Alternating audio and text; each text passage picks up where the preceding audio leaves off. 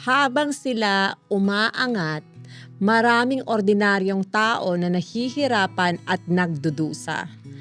Habang ang iba, pataas ng pataas ang buhay, may mga ordinaryong tao na parang araw-araw pabigat ng pabigat ang mundo. Hindi mo lang sila nakikita sa social media. Yung iba, tahimik lang.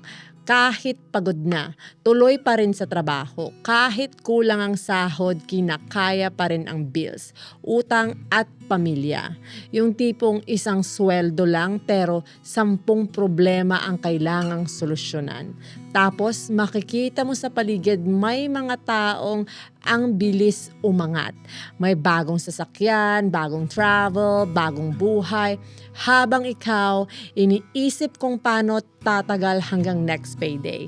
Ang masakit, hindi naman lahat ng umaangat masama at hindi rin lahat ng nahihirapan kulang sa sipag. Minsan, sadyang magkaiba lang talaga ng pinanggagalingan, pagkakataon at laban.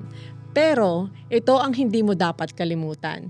Hindi ito paunahan, hindi ito karera, at lalong hindi ito basihan ng halaga mo.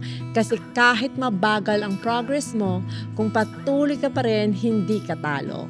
Kung bumabangon ka pa rin kahit pagod ka na, ibig sabihin lumalaban ka pa rin. At sa tamang panahon, hindi man sabay-sabay, pero aangat ka rin.